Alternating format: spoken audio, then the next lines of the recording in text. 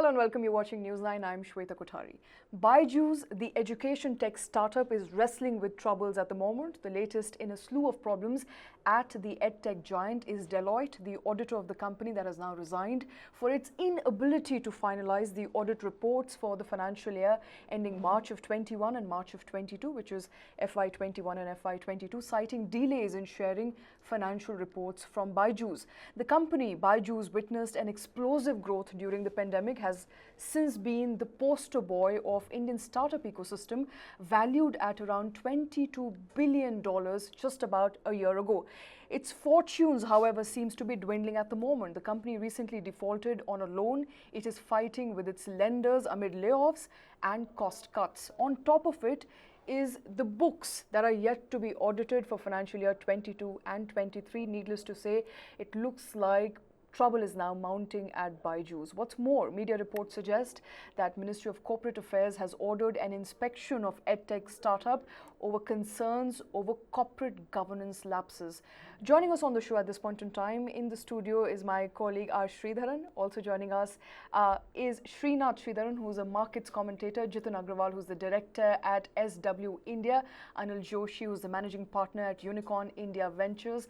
Gentlemen, appreciate you all taking time out this afternoon and for joining us to speak to us on this very important issue. I want to directly begin by asking you, Shri, the problems at Byjus are only mounting, and this comes as a latest slew in a series of problems at Byjus. Yes, you summed it up well, Shweta. Things only seem to get bizarre and more bizarre at Byjus. For a company that's supposedly at peak valuation of $24 billion, the governance norms and the management processes which seem to be in place are probably not even worth of a startup that's just been founded, right? So let's look at some of the reasons why Byjus has not been able to finalize its annual reports. One, they said that we made several acquisitions and we are having trouble compiling and consolidating all these books in time. Now, that's not a reason or an excuse that's going to fly with any reasonable, sensible investor or any stakeholder for that matter. It's very simple. There are companies around the world, in India, elsewhere in the world, that routinely make not just one, two, three, maybe make dozens of acquisitions. That is correct. And none of them has any trouble consolidating these books and reporting in time to the authorities, in our case, the Corporate Affairs Ministry and the Registrar of Companies. So that is not a very valid reason. So I think the question which even MCA is asking or is hinting at in some sense is that why is there such an inordinate delay? And why is it that in addition to the delays, there's a massive layoffs happening, cost cutting happening, and if reports are believed, which I think Byjus has denied, there are board level resignations, auditors resign as well. So these are very, very serious questions which need to be answered by Byjus, and unfortunately, the answers that the company has been putting forward or releasing in its statements have not been very convincing at all. Absolutely, not convincing at all, to the point that they could not really convince their own auditors. Let's quickly play up that statement that Deloitte has put out, or rather the resignation that we have, a copy of which says, and I quote, Deloitte says that we have not received any communication on the resolution of the audit report modification in respect of year ending 31st of March 2021, the status of audit readiness of the financial statements and the underlying books and records for the year ending 31st of March 2022. As a result, we could not commence audit on time. Those statements are difficult to understand, difficult to digest, especially coming from a company which was once considered to be a poster boy of startup ecosystem. Let me quickly get in Srinath Sridharan. Srinath, you've joined us before and we've discussed this before, but it seems that there is a multiplication effect now, and we'll talk about the board level resignations, if at all. I want to put up that statement as well, because Byjus has denied it, vehemently denied it. But on what's coming in from Deloitte at this point in time, it looks like there is a financial mismanagement at Byjus. That's what it looks like, and irrespective of the fact that they've denied that the three representative nominee directors of various investors have resigned, whether they have resigned or not, there is a larger question. For the last 2 years of these financial results, how come these investor representative directors, they're all eminent folks, individuals with much of background. How come they have not done anything about it? And despite that, the last few months, they've still gone ahead and raised debt. When you're raising debt, don't you have a consolidated balance sheet view of what are you raising the debt on? So it's not just the company. Here, I would also, I think, somewhere want to bring that point. VCs and PEs simply cannot get a free pass in circumstances like this. Just because they resign doesn't mean that they're not accountable for what they did not do. So I think it's a larger, not just a Byju's problem, but I think it's a sectoral problem. And why do I mention that? The large investors like them have operating partners who are dealing with the company on a regular basis. They have nominee directors, they have board observers. Uh, I mean, if I were to be a little sarcastic, most of these founders can't even sneeze without probably prior approvals. And they even every appointment of KMPs, and in most cases, the independent directors are appointed or even selected by these large investors. So why is this kind of eerie silence from these nominee directors is the larger question mark. I think it's the case of the silent dog of the Sherlock Holmes, not the company alone here for me. Okay. And I want to repeat it at this point in time because Byjus says that the directors, the independent directors, have not resigned. So all of this is in fact in the realm of speculation. We cannot independently here on News9 confirm whether there's been a resignation at the board level. But let me also quickly get in Anil Joshi, who's joining us. Anil, I want to understand from you, to break it down. To begin with, Deloitte was the auditor for financial year 2020, and even at that point in time, Deloitte delayed the signing of Byju's financials after it stressed on weak internal controls and found discrepancies at the edtech startup, even as it reported losses that year. But since then, we don't know how much losses have Byju's made or what sort of losses they're suffering because the books are not out and open. Anil?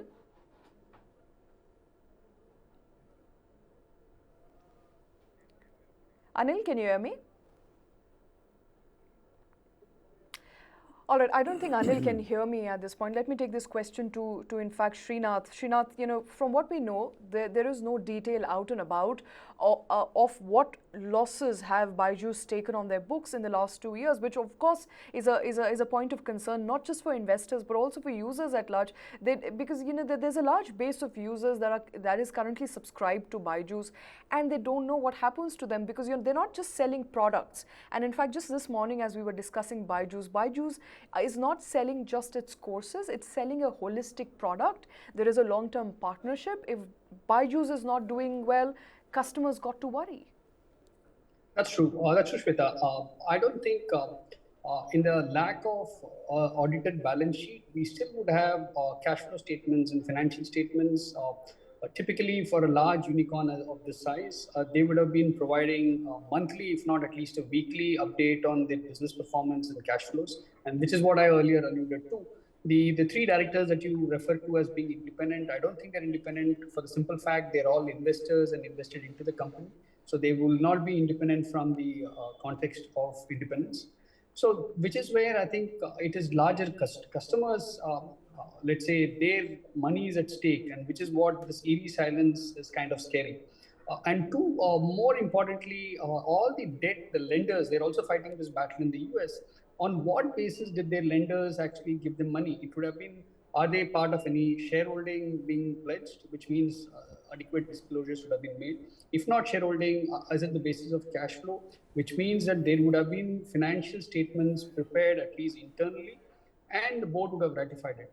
Since it's not a public limited company, they don't need to issue it to the stock exchange. But I'm sure the board would have ratified it and approved it. Only on that basis would they have been able to raise money, those large sums of money. So the fact is there must be some updated financial lying somewhere in the company, and which is what this investigation will also be about, of where is it and who all approved what all monies, where is they lying. Mm-hmm.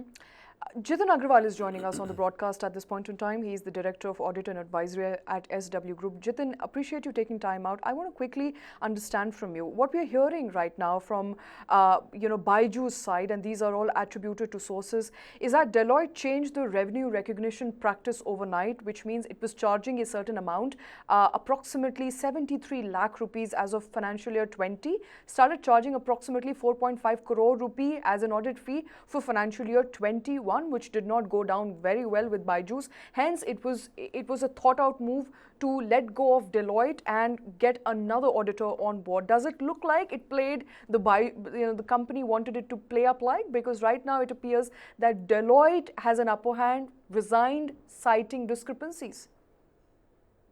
So during the audit of financial year 2020-21, Deloitte has suggested the company to change the certain audit entries which they have recognized in their financial statement. Due to that, their revenue has been comes down to by 40% what they have provided to the auditors in their draft financials. So all this practice will says that Byjus is following their aggressive revenue recognition policies, which Deloitte has pointed out them, and there are other lot of issues which Deloitte has pointed them to rectify it. All these will highlight and will be a major reason for the delay in the finalization of financial statements. Okay, from an auditor's perspective, I want to understand from you. I understand that Deloitte is charging a certain amount, but Byjus apparently, from what it looks like and what we've been discussing, Byjus says that we cannot share our books at this point in time because we've made a lot of acquisitions. Now, Byjus is not the only country, as my colleague rightly pointed out. Byjus is not the only company making acquisitions and therefore unable to tender its books for audit. There are lots of such companies doing it. What's exactly preventing it from sharing their records with their auditors on time? Basically, Deloitte has written multiple communication or letters to the board of directors of the Byjus that what is their plan to start the audit for financial year ended 2022. But they are not even receiving any reward from the management. And after that, the major representative of the three investors has resigned from the board without giving any reasons. So all these major reasons will give some major issues or some major concerns in the Byjus. Due to that, the Deloitte has tender their resignation with immediate effect. Okay. Jitin, thanks for that. Let me quickly get in my colleague Shri, who's sitting here right with us. Shri, we've heard the audit side of it. We've understood what is happening at the moment. The way we break it down, if we structure it, and which is what we are trying to do here, Byjus says that we were hoping to anyway get rid of Deloitte because they're charging us a little too much, a tad too much.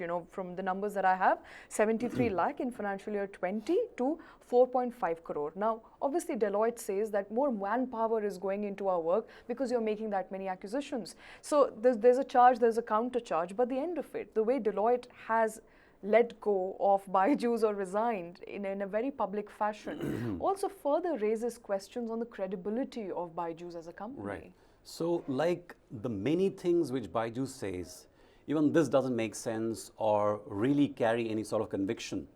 Let me give you the reasons why.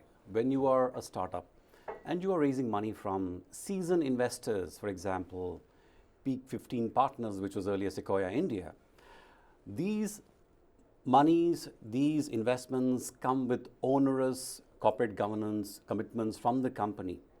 They are required to audit their books. They are required to bring in particular kind of auditors. And as Srinath also said earlier, you have requirements in terms of who will be on the board, what the company can do, what it can't do, what are the reporting norms. So these are extremely onerous. And we're not talking about a few tens of millions. We're talking about billions of dollars being raised by Byjus. So to say that, oh, we want to change our auditor just because they increase the fee, I mean, this is again cock and bull story. I think it's time Byju Ravindran came out and said what really is going on at Byjus, because none of what he or his team is saying is really making sense anymore, and no one's buying into their commentary anymore. And that's very clear from the fight that they're having with their lenders in the US. So the question was, what kind of books or what kind of audited financial information did they submit to the lenders before raising $1.2 billion? It's a fairly good question. I mean, it's a question any sensible person would ask.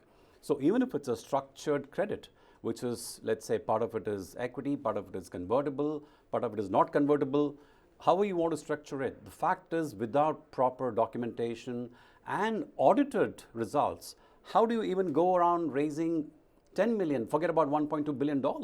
So there is something which is really, really wrong with this whole Byjus story. And the more you try to get your head around this Byjus financial story, I mean, it gets murkier and murkier.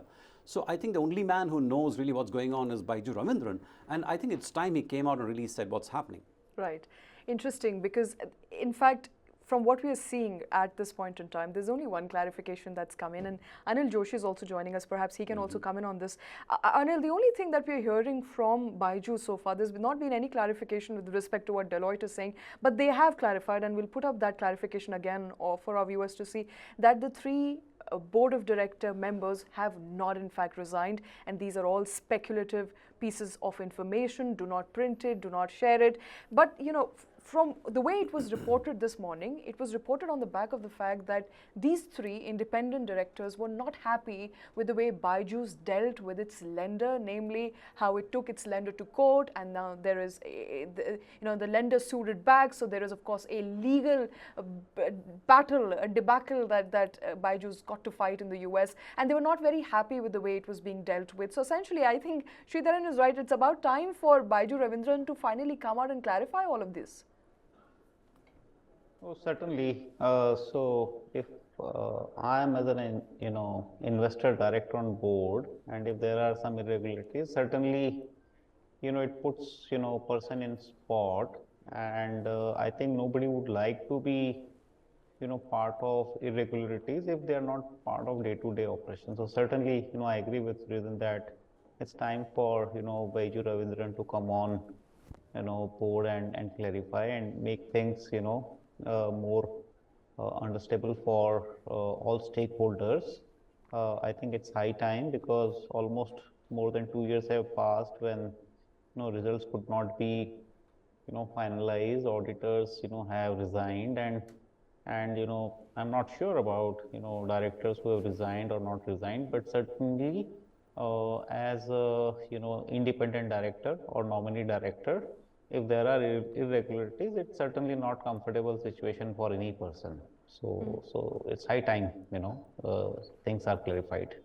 Okay, whether there are irregularities or not, we will of course have to wait and watch out for that. But again, attributing it to spokesperson, what spokespersons are in fact telling through sources to media right now is that Byjus wanted to wrap up the TLB, which is the term loan B, negotiation process first before it starts commencing audit. Another story that we are hearing from Byjus side, let me get in Srinath Sridharan. Srinath, does it all make sense to you? Are we able to put two and two together here? Byjus, of course, saying that we wanted to wrap up the negotiations because they've been weighing high on our agenda. They are at the top of the agenda. And of course, after that, we would have started the audit process. In fact, what we are given to understand, they've already appointed BDO as the new auditor, which may not be top 4, but amongst the top 6 auditors in the world. So we are going to fulfill our obligation. Just that we were hoping a little bit of time could be given to us. Deloitte did not give that time. See, I think as Sri also mentioned, most of these large investors would have very tight SHA when they had invested into Byjus. And the sum of money that has gone in is phenomenally large. Waiting back to the point of the 3 directors, whether they quit or not, their teams would have been on top of most of the financial transactions, every single deal that happened, whether it was M&A, debt raising, fundraising, what were they doing? So to me, it is not just getting Byju on a call with you. I would love to get those 3 guys because they definitely have had a ringside view of whatever has happened till date. It's not that they're not aware. Every single transaction, every single MIS, I mean, this is where I think Anil would also agree. Most of the investors get regular MIS decks. Some of them have board observers. They have almost quasi hands-on view of what's happening in the company, which is why I think it is getting more and more murkier, because to close a deal, you can't say I'm waiting to close the old debt transaction, then I will get the balance sheet done. I think no sane PE guy would agree unless it has breached some of the covenants, or I'm even stretching the limit here, it is going to hurt the imagery of some of the investors because they're doing the next India fundraise. I mean, I wouldn't even attribute there. I mean, they don't want to appear to be anywhere involved in any of the discrepancies here. So anything can be happening, and that is why I think not just Byju's but the other large cap investors on the cap table need to answer, because Sequoia can change the name, but it's not as if they didn't know what's happening in Byju's. Right. So let me add to what Srinath has said. So the whole fight in the US is about the investors are accusing Byju's, which is Alpha in the US, of having taken $500 million out of the company, right? Now, that is something Byju's own lawyer has not denied in the US courts. What they have said is, we had raised this money with a certain plan in mind. Now, our lenders are not allowing us to invest the money the way we want it. Therefore, we have taken this money out to protect it from the very people who have lent us the money. So this whole Byju argument that, oh, we want to repay these people is I think it doesn't make sense. Okay. I don't think it holds any water. If Byju's was in such a rosy financial situation, they wouldn't be going around borrowing money this way. And they wouldn't need so much of cash, first of all, right? So I don't think I buy for a moment their statement that they want to repay and close all these loans, because right now the truth is, the reality is, Byju's doesn't have money. Okay. Otherwise, they wouldn't be laying off people. Absolutely, and we'll come to the layoff story, but I also want to quickly talk about the TIF in the US at this point in time. Let's also quickly get in Anil. The TIF with the lender over $1.2 billion term loan B has in fact brought in a lot of questions into fore. Number one, does Byju's have enough money to pay back lenders or not? What has it done with the money? Where's the money that it was supposed to pay it back? So all of those questions, of course, have also been brought to fore. But with that, essentially, the fact that there is a financial crunch at Byju's as we look at it right now.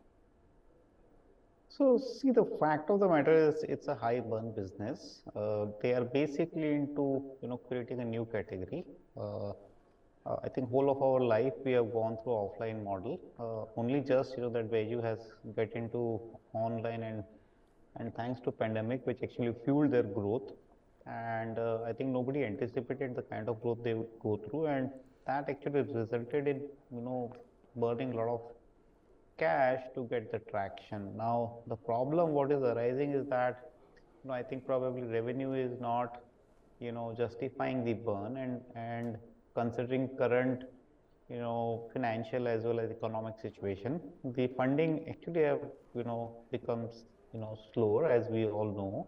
That has put certainly a pressure on company to fulfill their financial commitment, and that I think is an obvious reason for any lender who have lended this kind of amount to ascertain whether company is in position to pay or not, right? So I think in all rightful the US lender is trying to ascertain whether Byju can pay or not, but in absence of financial auditor, I think it will be difficult for any one of us to comment on true financial position. It's only guesswork we are having, but I'm sure they would have made necessary provision, because it's a revenue generating company. They are burning, but at the same time they are also generating cash. So I think in absence of right data, I think it's difficult to comment, but from lenders perspective, I think they definitely want to ensure whether company can pay or not, and that's the reason all this is happening. So just to add to what Anil is saying, first of all, I think Anil is being too charitable. Byju's default on $40 million of payment, and they're saying it's not really a default, but it's a technical default. So I don't know what that means. What's a technical default? I'll be very happy to hear from Byju's what they mean by it. But let's come back to their fundamental business, which obviously is very capital intensive. But the fact is, the growth for Byju is now not coming from the edtech business as much as from the new acquisitions they've done, which is your Aakash and Great Learning. Now the interesting bit is, they claim, at least in a recent press release, that Aakash has grown 3 times from the time they bought it in 2021. So, and the reason why they want to do the IPO is basically to, add more Aakash centers, grow that business. Now, that's a very noble intention, obviously, but my question as any shareholder or any other VCs on their boards would be that if you have a business which has grown 3x with very little capital investment, because the money you paid was for buying Aakash, If it has grown so successfully 3 years, why do you need an IPO at this stage to grow the business, right? Why do you need even more capital to grow? Maybe if not 3x, does the business have steam to grow 1x? So again, you know, the reason why Byju's saying it needs more money, it doesn't really make a whole lot of sense to me as a business journalist, as an editor, and when I look at the entire picture of the company. So I think there are some serious fundamental problems which Byju's is facing, and I think their preoccupation right now is just to keep their head above water. But I think the time is running out for Byju's. Absolutely, because we're hearing, and let me break this to our viewers at this point in time, we are hearing that Ministry of Corporate Affairs has decided that it is going to inspect Byju's. There could be inspection of Byju's very, very shortly, although Byju's has denied whether that's going to happen. They said we haven't received any communication so far. This is being reported in the media independently. We haven't been able to, you know, we don't have any proof of it just as yet. There's not been any official communication on it, so we cannot clarify whether that's going to be happening anytime soon. But if Ministry of Corporate Affairs were to look at Byju's books, it means more trouble for them. 100%. There is a trust deficit that we are looking at, Sridharan. Absolutely. And when ED came knocking on the doors, Byju's said it's a routine ED search. I mean, what is routine about an ED search? There's nothing routine about an ED search. The very fact that they are at your doors means that there is something that's, you know, they suspect. Otherwise, ED people aren't some bunch of amateurs who will just get up one day and feel like coming and knocking on your door, right? So the fundamental problem is Byju's, whatever it says, absolutely it doesn't make any sense. These are not really credible reasons they're offering to anyone, especially to you know, stakeholders like the government, to their venture investors, or the entire startup ecosystem of the country of India. I think that the credibility of the entire ecosystem is under threat now because of a company like Byju's. Okay. Rightly so. Let me also get in Srinath here. Srinath, you know, interesting updates coming in there. Not so interesting for Byju's, I reckon, but we are given to understand that Corporate Affairs Ministry has ordered an inspection of EdTech giant and could be knocking on their doors very, very soon. This, of course, comes on the back of Deloitte resignation and the news around 3 independent board directors quitting. Again, not something we could verify on our own, but all in all, it looks like trouble is mounting for Byju's at this point in time, and it raises question mark not just on Byju's and the viability of Byju's as a edtech company, but the edtech sector as a whole. See, I think this is where, as Shri said, I think the blame on the largest sector or the country should not be attributed at all. I mean, for a flaw or a fault of one company, and I'm using the word for flaw with the kind of consideration, until it is proven, we have to give them the proof of right. But the fact is, I think EdTech in the euphoria during COVID, probably they estimated that they can keep simply scaling up operations. And the fact is that we are a very price sensitive market. After the COVID lockdown was done and dusted, I think we've all gone back to the old value seeking ways. So EdTech has to reimagine itself, retransform itself, and which is why the older business strategy of Byju's or any other EdTech companies would not survive at all. Which means that going back to drawing board of startup valuations, we have seen, I mean, as we are seeing on the screen, whether it's Byju's or Swiggy, Ola, PharmEasy, or what's not on the screen, I mean, Paytm, almost everybody has had a kind of re-rating what the private investors from the West especially see potential and throw money at it. Once they go towards the IPO, the retail investors and the domestic institutional investors see the valuation in a very, very different light. I think that's a lesson for all of us, that while we euphorically celebrate unicorns, can they be actually profitable unicorns?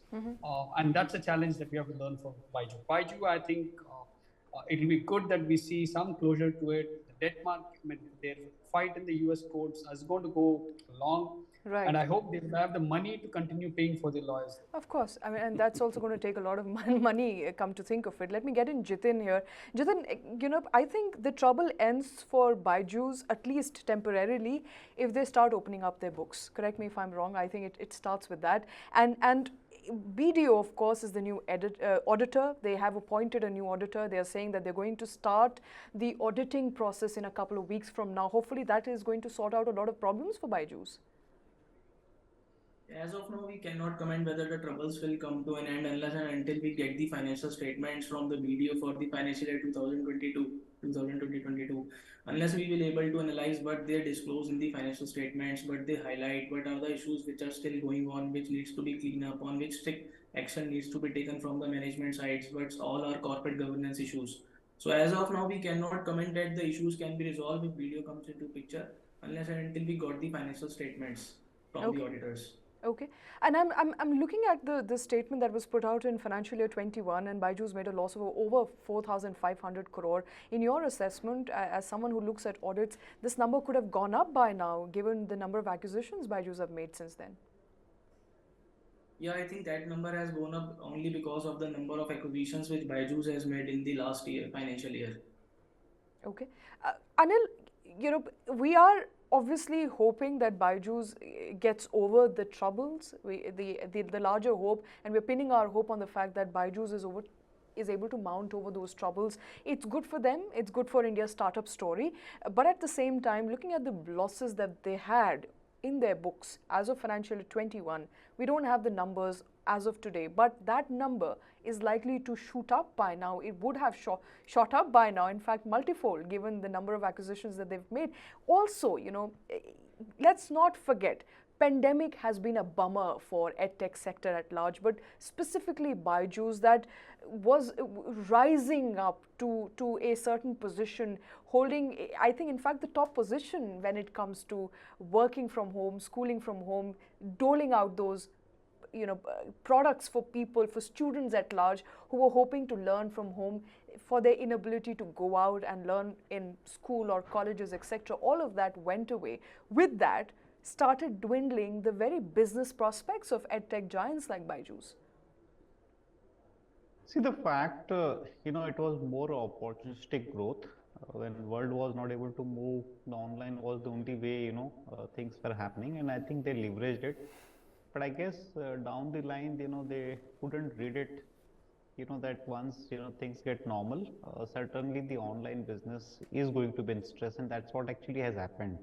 I think we were just talking about, threefold growth in Akash was bound to happen because during pandemic, people were all online and offline, all offline businesses got impacted. But the moment it became normal, it's quite obvious, that Akash has seen, phenomenal growth and online businesses are in stress. So, in my view, it's going to be a longer and could be a slightly painful journey for online businesses, because still all online businesses, in my view, are figuring out to get a sense on business. Everyone is burning. People are still taking time to adopt, unless until it's something different than what people are or students are studying in offline business. I think all online business are going to be in stress, and that's actually is what is happening. Since business is in stress, they're still burning. The business model is still getting refined. I don't know at what level it is. Byjus is going to be in stress, and that's the reason it's taking longer, to finalize book. Certainly losses could be more. I don't think it's more because of acquisition, but more because of their own operation. So it will be a longer journey, painful journey. I wish it ends and see different trajectory of growth. Certainly online business have potential, but still need to figure out which way it has to go. So let me add a couple of things to what Anil's saying. EdTech as a business, as a flavor of the investing world, took a knock after China cracked down on the EdTech businesses, right? That's the starting point to my mind when the valuation started correcting sharply. Now in India, 1.4 billion people, growing economy, growing population still. Is there any doubt about the utility or the value that an EdTech business can create? Absolutely not.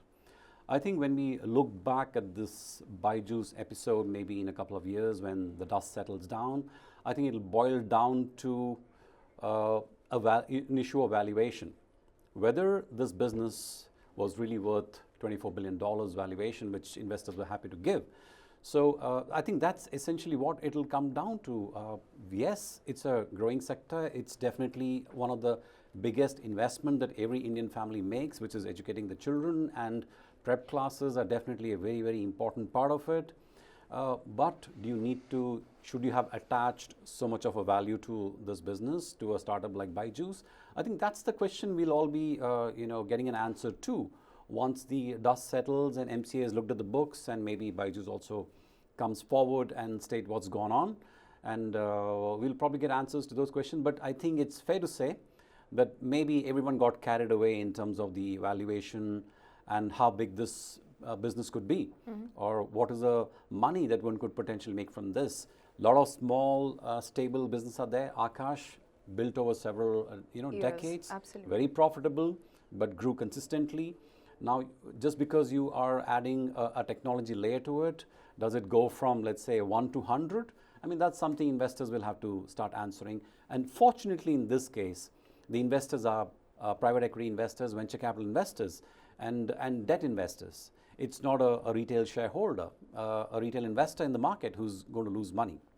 But yes, there has to be some sort of impact on the India startup story, which I think will be temporary in my mind, because India is still a growing economy, and there will be many more good companies, good quality companies that come forward, which investors will want to buy into. With a viable business model. Absolutely. And where valuations are justified. Srinath, we discussed this. In fact, I remember discussing this just about 2 days ago with you, and we talked about valuation. We talked about how management cannot solely be blamed for inflated valuations. You can't blame it on Baiju Ravindran. You've got to blame the private equity players in this case for valuing Byju's at 22 and more than $22 billion to now bringing it down to $8.4 billion. But at the end of it, it should have been about profit. It should have been about P&L. It ended up becoming the valuation game, which a lot of us here like to cherish. We celebrate it. We celebrate the fact that, we've got these many decacorns and unicorns in the country. But what we don't really understand is how profitable are these businesses, because profit at the end of the day will define the business model. See, that's true, but there are also cases like what we have learned from Amazon. Amazon continuously made revenues, made profits, and plowed back to invest into larger scale. So it's not as if the tech companies can't make money. But I think more importantly, there was this new gold rush. I think India was seen as the new gold rush, where everybody said India shining and let's get there. And I think the passing the parcel game started. I've invested the valuation at 100 rupees today, and if I can get somebody to come in at 150 tomorrow, I kind of dilute secondary and I get out slowly. That's exactly what continues to happen. It's not that it has stopped. I mean, that's reality. The easy flow of money from the US especially has stopped with their Fed rate raising the rates.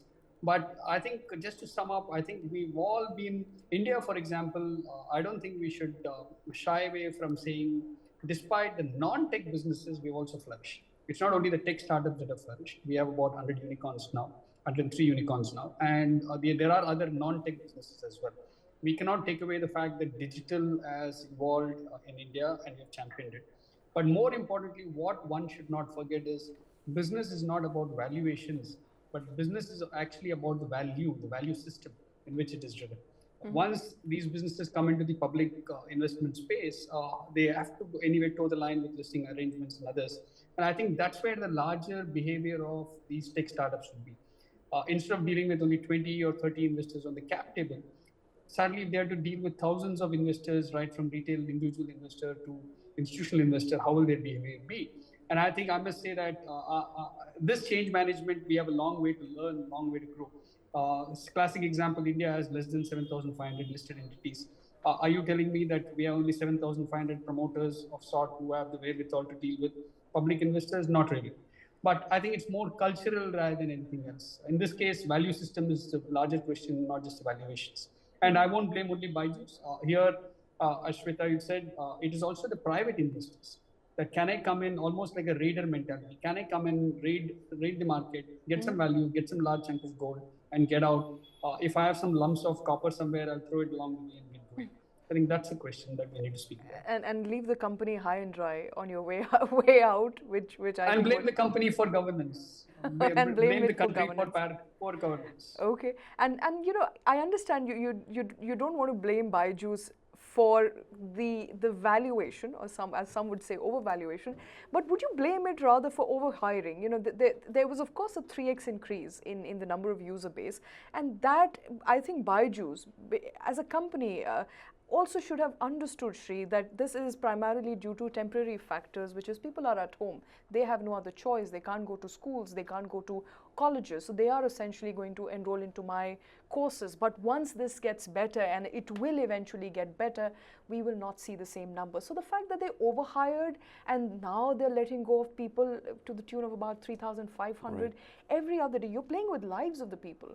So forecasting and planning is something that every company does, and I dare say even a local panwala who's probably sitting next to a convention hall does, because you know he knows these 3 days there's a wedding happening, so there's going to be a greater crowd, let me plan for it. And next 4 days nothing's happening, so I'm going to be dry, right? So this is a routine thing.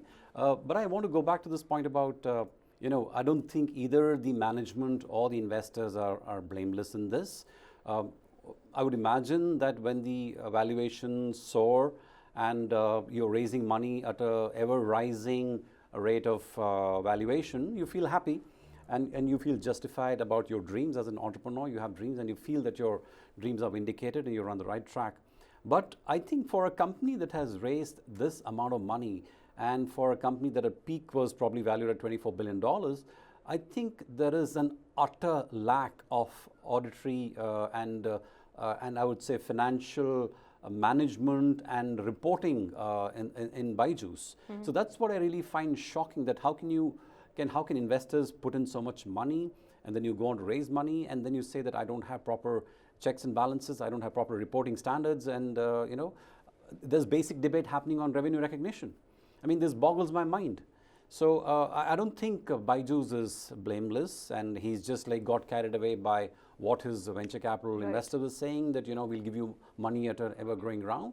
I don't think that's a very simple case. I don't think Byju's can like say that, you know, we got carried away and going was good, so we went with it. I don't think that's your job as a promoter and entrepreneur and someone who's responsible for other people's money, right?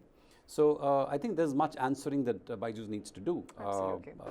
So that's my take on this. Absolutely. Shweta, yeah. A lot of answering that Byju's has to do. I've just got 5 more minutes on the show. Let me quickly bring in Jitin.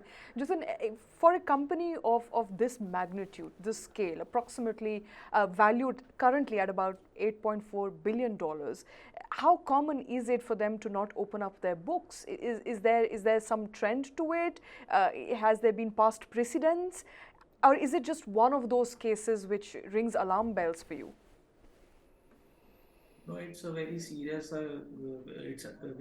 Byju's has a very valuation has been goes drastically increased during the time of pandemic, right? It goes increased to because most of the students or peoples are shift to online classes, and Byju's should be a plan or forecast plan, because they are already when the pandemic will release or when the pandemic conditions are relaxes, so most of the students will goes out to the offline modes, so the valuation will rise only due to that model. So they need to have a different plan or forecasting plan, that once the valuation will goes out, and the companies like a so much high valuation, they have a proper plan in place, their financials should be in place, their all the accounting policies, all the corporate plans, everything should be in place. They cannot escape or they cannot be a blameless that they are everything will be delayed due to the investors or multiple investments or corporate funding or multiple loans has been raised. So this cannot be a reason to escape the which can be Byju's can escape from it.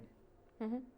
Absolutely. Byju's at this point in time doesn't look like it can easily escape. It's got to answer its users, it's got to answer its investors, in fact, also got to answer some of the board members who looks like either they have resigned or may resign. We don't know just as yet. But let me sum this up and bring Anil into the conversation.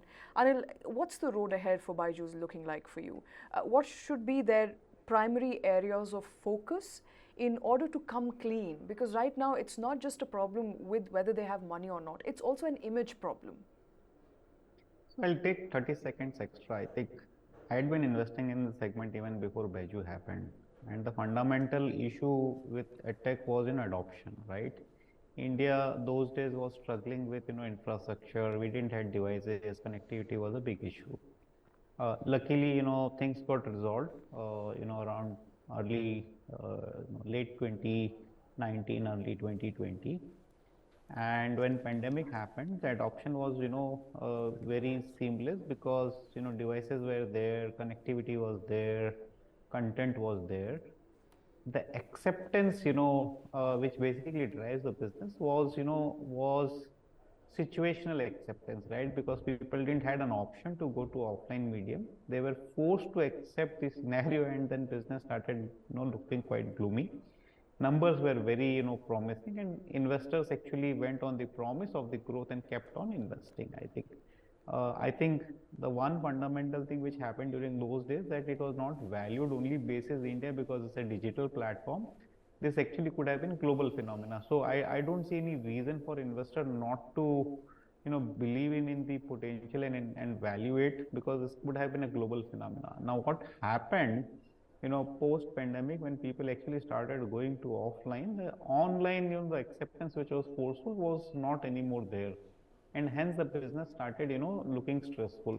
So what I believe, answer to your question, I think they need to do a course correction. They need to get on to drawing board and come up with, product acceptance, which can actually go parallel to the offline model. And if they need to accept that certain things have not gone right for their business, accept it, correct it, and move in life. I think that's the only way, they can come out of it. Otherwise, I think this will keep on going. If you don't accept reality, I think sooner or later it will be doomed. Absolutely. Shri, it looks like it will keep on going unless you come out and course correct. Now is the time. Oh, absolutely. I think they needed to course correct yesterday. I would say that they are still a little late, but then it's never too late to start fixing things at your company. But I guess, when the business history of Indian startups is written, I hope it is not the case that Byju Ravindran will be remembered as a man, as the Icarus of India's edtech sector, a man who flew too close to the sun and then got burnt because of it. So let's hope Byju Ravindran is able to write a better story for himself and for India's startup ecosystem. Absolutely, and hopes are pinning high on Byju Ravindran at this point in time to write a better story. I think very appropriately summed up by my colleague Sridharan there. Srinath, Anil, Jitin, gentlemen, all of you, thanks very much for joining with your inputs on that big story. We keep tracking all the details emerging from Byju's at the moment. Things not looking very good for Byju's. About time for Byju Ravindran to perhaps clarify a few things, come out and open their books to begin with, and start taking stock of what is being reported about them. A one-off press release will not make the cut. Thanks very much for watching.